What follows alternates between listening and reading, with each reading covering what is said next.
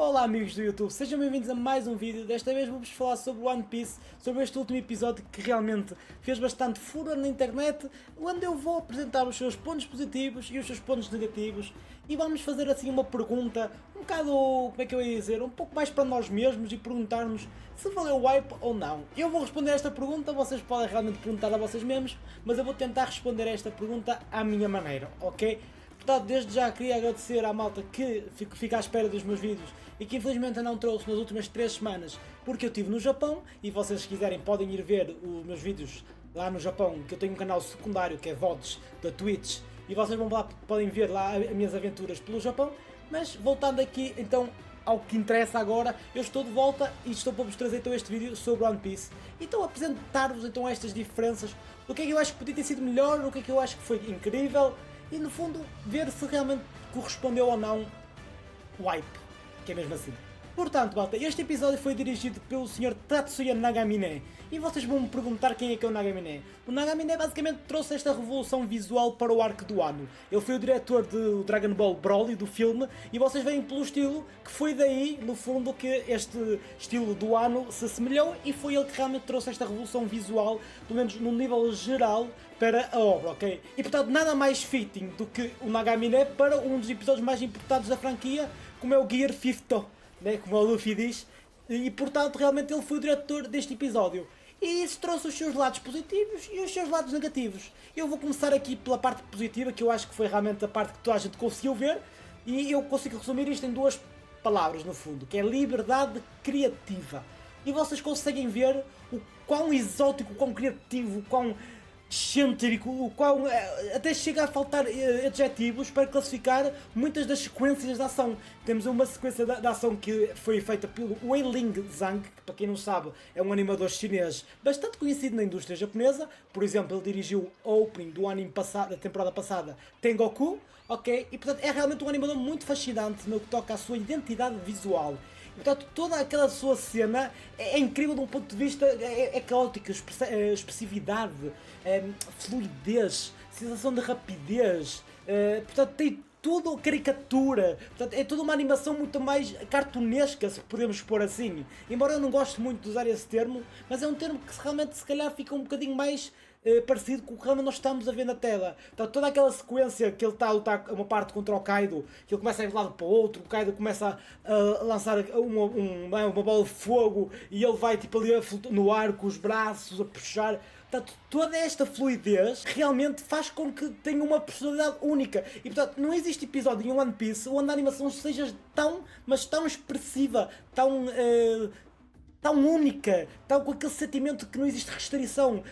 A sensação que me deu foi, o Nagamine, normalmente nas produções, eles tendem a seguir uma certa consistência. Por isso é que muitas vezes os animadores animam de uma maneira e depois os diretores de animação corrigem, para de certa forma conseguir manter uma consistência geral do que é o visual do anime. Mas aqui a impressão que deu é que o Nagamine simplesmente disse, olha, bros, fazem como vocês quiserem, o que vocês quiserem, da maneira que quiserem e vai ser incrível. E foi mesmo isso que eles fizeram.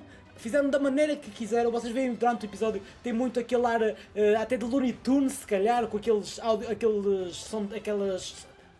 com aqueles sound effects assim muito cartunescos que vocês veem nesse tipo de obras, ok? E portanto vocês veem que existe realmente uma identidade um pouco diferente do que estávamos habituados, mesmo para o que já era diferente neste arco do ano, ok? E portanto, sem dúvida alguma, que nesse aspecto o Wei Ling, tivemos o Vincent Chassard, tivemos o Kojima, tivemos o Yong Setu, tivemos um bando de animadores incríveis que conseguiram trazer no fundo a sua identidade sem que houvesse alguém a restringir essa liberdade.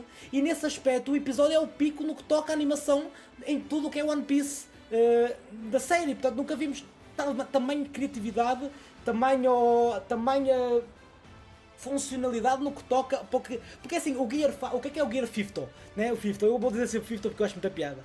O que é este novo poder do Luffy? É no fundo algo beyond, né? Algo para além do que podíamos querer imaginar. Vocês veem pelo estado de espírito do próprio Luffy que ele está, além de ele já ser tudo brincalhão e tudo mais, ele está muito para além disso, é quase como se ele tivesse reencarnado ali, mesmo um deus no fundo, né? Que até falam do deus do sol, o Nika e tudo mais.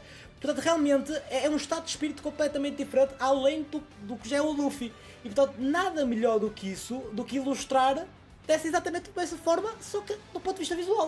Ou seja, caricato, excêntrico, com coreografias incríveis, não ligando à consistência, o sentimento de que tudo se passa muito rápido, mas que realmente é para acentuar o nível de poder entre aquelas duas divindades quase, né? Entre a luta entre o Luffy e o Kaido.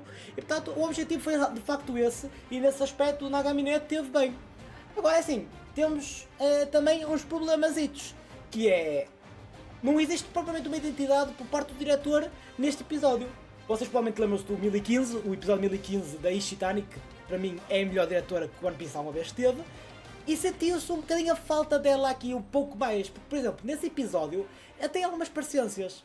Se vocês forem ver esse episódio, ele tem alguns flashbacks. Esse episódio tem alguns contos. Só que a maneira como a Ishitani conseguiu incorporar esses flashbacks no episódio fez com que servissem no fundo como um build-up para o que veio no clímax desse mesmo. Entendem? E portanto, o que aconteceu neste episódio foi exatamente um pouco o contrário. O facto de nós estarmos focados no Gear 50, né, do Luffy, e depois a meio termos outro tipo de entrada, como foi no caso daquela parte da Yori, que, diga-se, é super importante e deve estar na adaptação, não estou a dizer o contrário, porque a cena em si realmente é impactante para o visualizador. Pena que não foi dirigida da melhor maneira. Portanto, o conteúdo em si é importante e faz sentido ela estar na adaptação. Agora, a maneira como foi dirigida e incorporada é que deixou um pouquinho a desejar, principalmente se nós compararmos, por exemplo, com uma cena idêntica quando foi no caso de Ishitani no episódio 1015, ok? Portanto, nesse aspecto deixou um pouco a desejar. E portanto aí não se notou muito a presença do diretor. Simplesmente foi lá a cena exatamente igual ao como estava no mangá e não houve... Porque muitas das vezes o anime, nós temos que pegar na mídia mangá e tentar fazer no fundo um rearranjo, ou seja, rearranjar as cenas para que elas fluam melhor no ponto de vista de audiovisual da animação. E isso nem sempre funciona da melhor maneira se fizermos um copy-paste literal do cadenciar de eventos, ok? Não a parte da luta, porque a luta ficou incrível e irá 1000-0 ao que o mangá nos mostra. Mas o cadenciar de eventos, ou seja, a linha de eventos, podia ter sido de outra maneira. Ou pelo menos dirigido de uma maneira muito mais ambiciosa, muito mais interessante, de forma a que servisse como um build-up bem mais bem feito para a parte final do episódio. E depois também teve outro problema, é que há uma cena que eu estou a passar aqui agora, que se repetiu 3 vezes durante o episódio. 3. Todos nós sabemos que One Piece tem muitos problemas de pacing, aliados ao facto de o mangá não poder ser apanhado. Ou seja, tendo em conta que é um anime que tem todas as semanas sem parar, se eles fizessem num pace maior, o anime eventualmente iria apanhar o mangá. E isso não pode acontecer, não é? Óbvio que isso não pode. Portanto, One Piece vai ter sempre este problema de pacing. Só que eu acho que a necessidade de conseguir contornar esse problema de pacing é o trabalho do diretor. E é aí que a Ishitani, por exemplo, no 2015 conseguiu brilhar. Porque o conteúdo adaptado não foi muito, mas ela conseguiu fazer de maneira que nós ficássemos presos aos eventos que muito provavelmente já tínhamos visto. Só que a maneira como ela mostrou tornou tudo muito mais fantástico, tudo muito mais parte integral do episódio. Aqui, o facto de termos que repetir 3 vezes a mesma animação, inclusive 2 delas foi back-to-back, ou seja, logo em frente uma à outra, porque no Japão vocês têm uma coisa que se chama eye catcher, que é aquela parte do meio que muitas vezes aparece tipo o nome do anime, por exemplo, no caso do One Piece aparece tipo as personagens tipo com 2 vezes, não é? Portanto, o que é que acontece no Japão? No Japão tem um comercial entre essas cenas, estão a ver? Ou seja, anúncios de alguma coisa, alguém que paga para ter ali publicidade, muitas das vezes até de acordo com o anime, e tem esse comercial ali no meio que tanto serve como pausa entre a primeira parte do anime do episódio e a segunda parte do episódio. Só que aqui em One Piece foi usada exatamente da mesma maneira na segunda parte. Portanto, porquê que em 2 minutos foi usada exatamente a mesma sequência? Porquê é que não tivemos uma continuidade? Tipo, as pessoas não se esqueceram do que aconteceu há 1 minuto atrás. Para quem está a ver na televisão, no caso, não se esqueceram. E, portanto, isto aqui foi uma tentativa de cobrir espaço para que o episódio tivesse que acabar onde acabou. Até por isso é que teve ending para ajudar a isso, por isso mesmo. Portanto, esta sensação de que o diretor podia ter feito as coisas de outra maneira para tornar ainda uma experiência muito mais gratificante, podia ter sido bastante melhor e nesse sentido, a Ishitani leva a melhor como o melhor episódio do One Piece, sem dúvida alguma, para mim, e acho que para a maioria, porque foi solenemente bem dirigido, de um fantasticamente incrível. Portanto, 2015 para mim continua a ser o melhor episódio. Mas nem tudo é mau, ok? Portanto, este episódio foi realmente incrível. Do que toca à animação, tivemos o pico do One Piece, sem dúvida alguma. Nunca tivemos tanta esta liberdade criativa. Mas se vocês forem parar cada frame do Wei Ling Zhang, vocês conseguem analisar. É quase dificílimo de analisar a obra de arte que ele nos mostrou. Principalmente o Wei Ling. Aquela sequência que eu já mostrei aqui no vídeo, mas aquela sequência é simplesmente fenomenal. Portanto, é isso. Espero que tenham gostado desta minha pequena reviewzita, entre aspas, do episódio. Vou tentar voltar com os vídeos mais frequentemente. O meu nome é Kaiser, fiquem bem. Tchau, tchau.